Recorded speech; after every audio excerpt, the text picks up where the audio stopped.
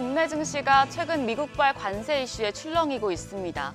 하루 걸러 온탕과 냉탕을 오가고 있는데 어제는 코스피와 코스닥 양시장 흐름도 엇갈렸습니다. 널뛰는 시장, 간밤에 또 트럼프 미국 대통령이 멕시코와 캐나다의 다른 상품에 대해도 관세를 한 달간 면제한다고 밝혀서 이제는 관세 이슈를 전혀 예측할 수 없는 상황에 빠졌습니다. 불확실성이 커지고 있는데요. 어떻게 대응해야 할지 어제장 복귀하면서 오늘장 투자 포인트 체크하겠습니다. 코스피는 0.7% 올라 2,570선을 회복했습니다. 반면 코스닥 1.6%나 떨어졌습니다. 수급적인 부분 그리고 시총 상위 종목들의 주가에 따라서 양시장의 희비가 갈렸습니다.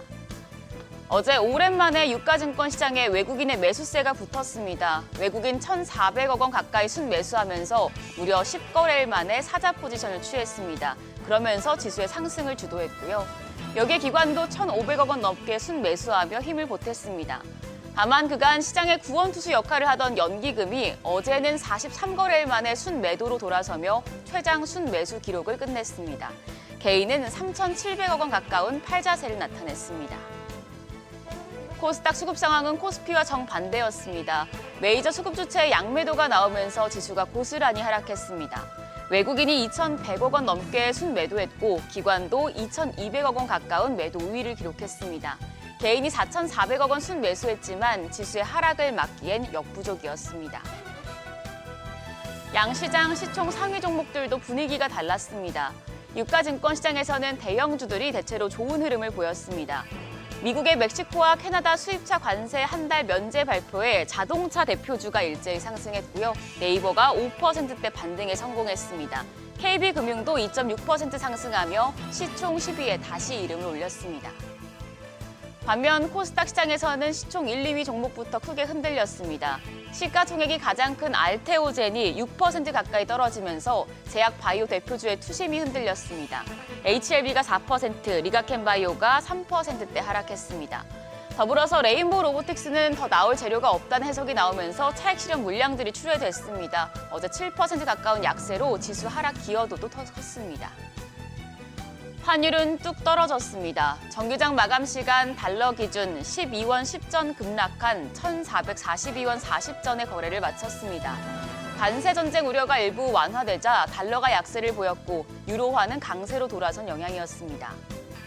환율은 야간 거래에서 추가 금리 인하에 신중해진 유럽 중앙은행 ECB의 정책 기조와 도널드 트럼프 미국 대통령의 멕시코, 캐나다 관세 면제 소식을 소화하며 낙폭을 확대했습니다. 오늘 새벽 5시 기준 역외환율은 1,447원 수준으로 외환시장 오늘도 1,440원대 후반에서 문을 열겠습니다. 조선업종, 특히 그동안 미국 정책에 따라 수혜를 받을 것으로 기대됐던 유지, 보수, 정비, MRO 분야에 대한 긍정적인 소식이 보도됐습니다. 동아일보는 미국이 최근 한국 정부에 올해 미 해군 군함 5개에서 6척에 대한 MRO를 국내 조선업체에 맡기고 싶다는 뜻을 전달해왔다고 보도했습니다. 트럼프 2기 행정부가 1월 출범한 이후에 미국이 한미 조선 협력에 대한 실무 제안을 해온 것은 이번이 처음이라고 하는데요. 미 해군부는 또 한미 MRO 사업이 확대될 가능성을 거론하며 올해 최대 10척의 군함을 국내 조선업체에 맡길 수 있다는 뜻을 전했다고 합니다. 미 해군의 MRO 사업 규모는 연간 20조 원에 달합니다. 미래에셋증권에 따르면 올해부터 2034년까지 미 해군 함정 조달 계획은 133척, 시장 규모는 약 502조 원에 달합니다. 그리고 국내 조선사들의 진출 가능한 시장도 무려 108조 원에 달하는데요. 만약 이 사업을 대규모로 수주해서 선점하게 된다면 K조선업이 재도약하는 계기가 될 것으로 기대됩니다. 확실한 모멘텀으로 주가 역시 추가 상승이 가능한 부분입니다. 다만 일각에서는 조선주가 고평가돼 있어서 공매도가 재개되면 주요 타깃이 될 수 있다는 평가도 나오니 조선주에 대한 양면 모두 체크하셔야겠습니다.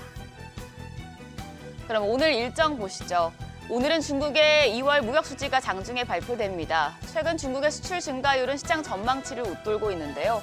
관세가 더 높아지기 전에 서둘러 수출에 나선 영향이 큽니다. 이 부분 확인하시고요.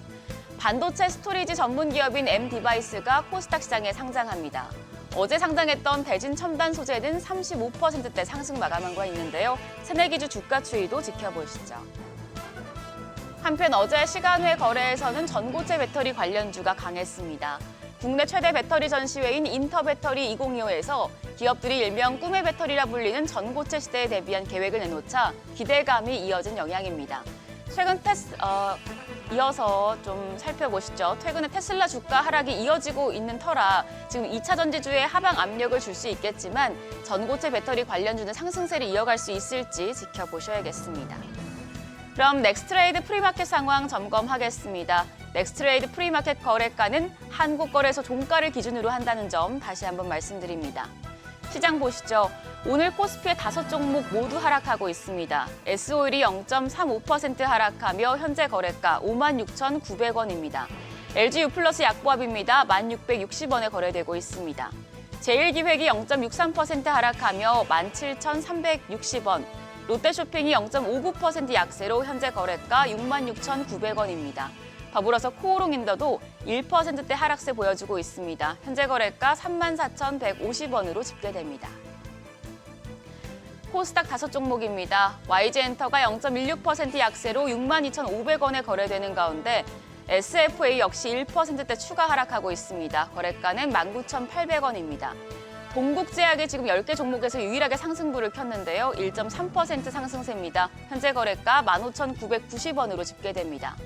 컴투스는 0.45% 약세입니다. 거래가 44,200원. 골프존도 1.15% 하락하며 61,100원에 거래되고 있습니다. 여기까지 프리마켓 살펴봤습니다. 오락가락하는 트럼프 대통령의 관세 정책에 투자자들의 피로감이 높아지고 있습니다. 뉴욕 증시에서 기술주가 크게 하락했고 또 국내 증시 이번 주 마지막 거래일이라 수심이 많이 위축될 수 있겠습니다. 연기금도 매도로 돌아선 상황에서 지수를 받쳐주는 모멘텀이 생길지 지켜보셔야겠습니다. 지금까지 어제장 오늘장이었습니다.